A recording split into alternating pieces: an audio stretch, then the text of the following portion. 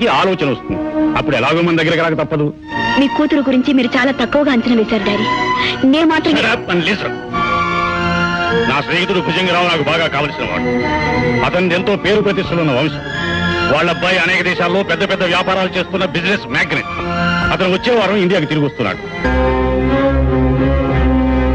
Hi daddy. ఏమి daddy చేతులు ఒప్పుకుంటూ వచ్చావా? దండలు ఎక్కడ, జనం ఎక్కడ, మంగళహారతులు ఎక్కడ? అడ్డగాడిదా చీటింగ్ కేసులో జైలుకి వెళ్ళిస్తూ పెద్ద స్వాతంత్ర రోజుల్లో పేల్తావెందుకు? చెప్పేది వినా. కోటీశ్వరుడి వరప్రసాదరావు గారి అమ్మాయితో నీ పెళ్లి ఖాయం చేశాను. అలాగా? Thank you daddy, thank you very much. వదిలో. నువ్వు అమెరికా, రష్యా, జర్మనీ దేశాల్లో రకరకాల వ్యాపారాలు చేస్తున్నావని చెప్పిన అబద్ధం చెప్పకుండా చెప్పలేక వస్తున్నాను. కాబట్టి నువ్వు రాజమండ్రి సెంట్రల్ జైల్లో రాళ్లు కొట్టిన సంగతి, విశాఖపట్నం జైల్లో విస్తరాకులు కొట్టిన సంగతి తెలియకుండా మేనేజ్ చేయాలి. ఎవరికన్నా తెలిసిందో నువ్వు పెద్ద తిరుపతిలోనూ నేను చిన్న తిరుపతిలోనూ అడుక్కు తినాలి. డోంట్ వరీ డాడీ, అవి నేనేం చూసుకుంటాను కదా. పదా పద ఎక్కువ. బాబు గారు నమస్కారం. నమస్కారం. నమస్కారం. కూర్చోండమ్మా. బావగారు, మా వాడు నిన్ననే బయటకు వచ్చాడు. అదే ఫ్లైట్ లోంచి అడుగు బయట పెట్టాడు. తక్షణం తీసుకొచ్చాను. ఈ ఆలస్యానికి కారణం మీరు మీ అబ్బాయిగా.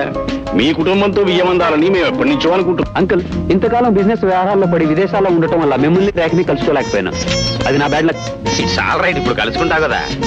బావగారు, ఆలస్యం ఎందుకు, అమ్మాయిని పిలిపించేయండి. మళ్ళీ నువ్వు వెళ్ళి అమ్మాయిని. అలాగే.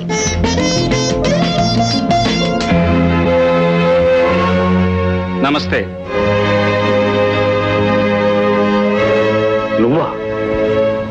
నువ్వెందుకు వచ్చావు ఇక్కడికి? నాకు కావలసిన మనిషి కోసం రావాల్సి వచ్చింది. అసలు ఈ ఇంట్లో అడుగు పెట్టడానికి నీకు అనుమతి ఎవరిచ్చారు? అనుమతి కోసం ఆలస్యం చేసి రేఖను నాకు దూరం చేసుకోలేను. Shut up and get out. వెళ్తాను. రేఖను తీసుకుని మరీ వెళ్తాను. రేఖను తీసుకెళ్ళడానికి నువ్వెవరివి? అది నా కూతురు. ఒకరి కూతురైన ప్రతి ఆడది ఏదో ఒక రోజున మరొకరు ఇల్లాలవుతుంది వరప్రసాదరావు గారు. నాకు కాబోయే ఇల్లాలను నేను తీసుకుని వెళ్తాను. రేఖ నిన్ను పెళ్లి చేసుకుంటుందని ధీమాగా ఎలా చెప్తున్నావు? మేమిద్దరం ప్రేమించుకున్నాం గనక. ప్రేమ, లవ్, రొమాన్స్ ఇవన్నీ పుస్తకాలు తప్ప జీవితంలో ఉండవు. అది తెలుసుకో. జీవితంలో డబ్బు తప్ప ఇంకేం లేకపోవచ్చు డాడీ, కానీ మా జీవితంలో అవన్నీ ఉన్నాయి.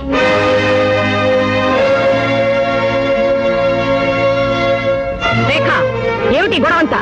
గొడవ చేస్తున్నది మీరు మమ్మీ. నాకు ఇష్టం లేకపోయినా డబ్బు, ఆస్తి, హోదా అంటూ బలవంతంగా నిశ్చితార్థం జరపాలని చూస్తున్నారు. నేను గోపిని ప్రేమించాను. అందుకు మీరు అభ్యంతరం చెప్తున్నారు గనక మిమ్మల్ని ఇంటిని వదిలిపెట్టి అతనితో వెళ్ళిపోవాలని నిర్ణయించుకున్నాను. రేఖ, ఆగు. రేఖ, అడుగు ముందరికి వేసావా? జాగ్రత్త. రేఖ మీరు చేయి పట్టుకుని అడుగులు వేయించే పసిపిల్ల కాదు వరప్రసాదరావు గారు. రా రేఖ.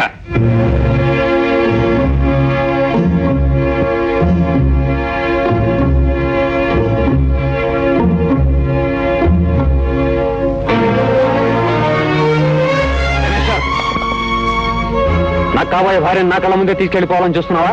ఆడదాని మనసును ఐశ్వర్యంతో లొంగ తీసుకోగలనని నేను చూస్తే జాలేస్తుంది మిస్టర్. నోరు తెరిచి నువ్వంటే ఇష్టం లేదని చెప్పినా ఆమెనే పెళ్లి చేయాలని తాపత్రయపడటం చాలా పొరపాటు. రాముడు, రండు, మూర్ఖ, రండిరా, అతను పట్టుకోండిరా. ఆగండి.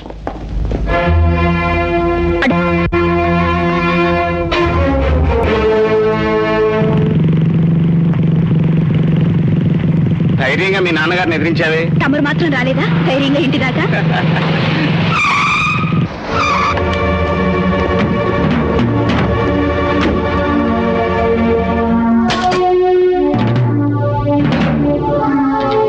ఒరే గోపి, నేను కోరుకున్న పిల్లను నువ్వు డేగలాగా తన్నుకుపోయి పెళ్లి చేసుకుందామని చూస్తున్నావా? అది జరిగే పని కాదు.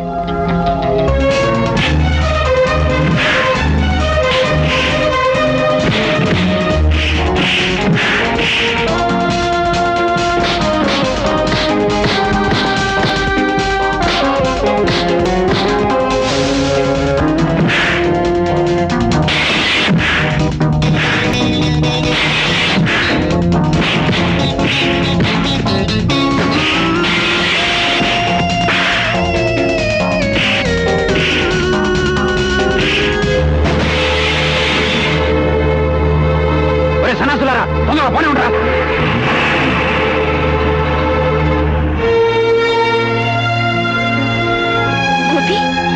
I'm all right.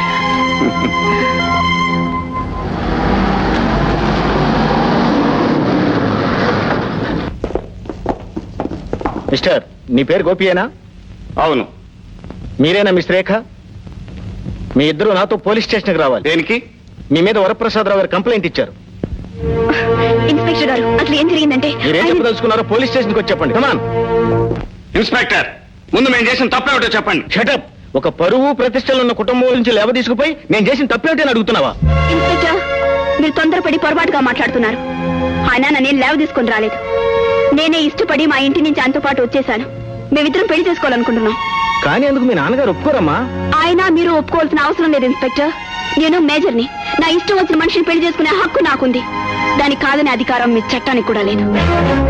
Hello inspector. రండి సార్, సమయానికి మీరే వచ్చారు. మీ అమ్మాయి తన మేజర్నని, తన పూర్తి ఇష్టంతోనే ఇంటి నుంచి వచ్చేశానని, అతన్ని పెళ్లి చేసుకుంటానని స్టేట్మెంట్ ఇచ్చింది. ఇలాంటి పరిస్థితుల్లో అతని మీద ఏ విధమైన చర్య తీసుకోలేం. One moment. ఇన్స్పెక్టర్, మీ అధికారాన్ని ఉపయోగించి ఎలాగైనా సరే ఈ పెళ్లి జరగకుండా చూడాలి. ఎంత డబ్బు కావాల్సిన ఇస్తాం. డబ్బుతో ఇలా అధికారులు కొనాలనుకోవటం నేరం. చూడండి, ఇప్పుడు ఇలా లంచం ఇవ్వాలనుకునే బదులు ముందు నుంచి మీ బిడ్డలు అదుపులో పెట్టుకుని ఉండాల్సిందండి. ఇలాంటి కేసులు మాకెన్నో వస్తాయి. వాటికి ముగింపు ఏ గుళ్ళోనో పెళ్లి జరగటమే.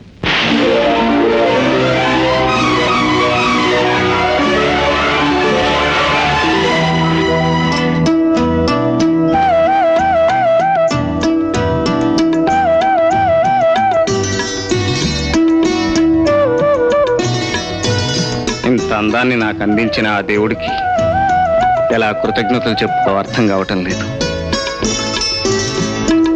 రేఖ, నీ రాకతో నా జీవితాందాలు రావాలని, వస్తాయని మనసారా కోరుకుంటున్నాను.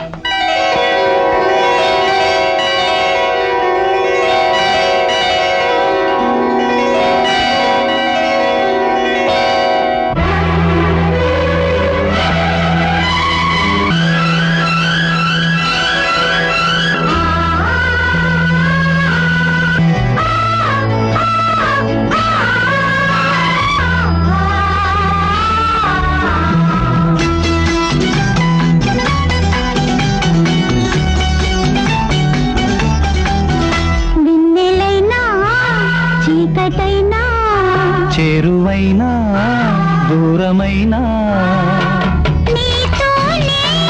జీవితం నీ ప్రేమే శాశ్వతము. ఏ జన్మదో ఈ బంధము, ఏ జన్మదో ఈ బంధము.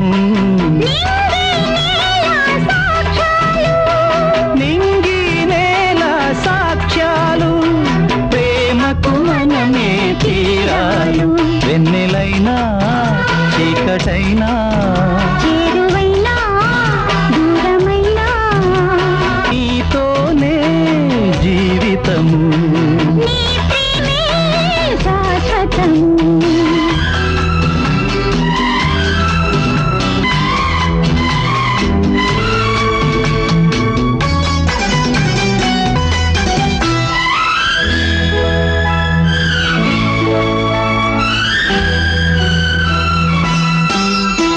జ్ఞాపకమేదో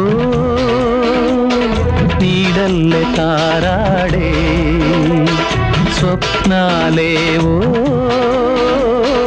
నీ కళ్ళదోగాడే. కౌగిలింతలో గాలి ఆడకూడదు, చుక్కలైన నిన్ను నన్ను చూడకూడదు. నీ సర్వము నాదైనది, నేను దేహమల్లే నీవు ప్రాణమల్లే, ఏకమైన రాసలీలలోనా. వెన్నెలైనా చీకటైనా, చేరువైనా దూరమైనా.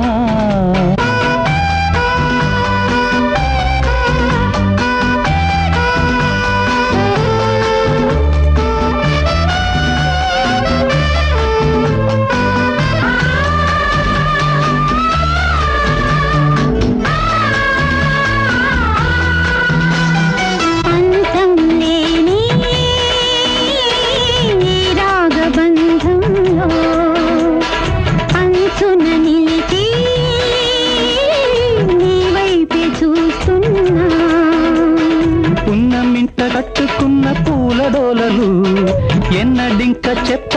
బారసాడ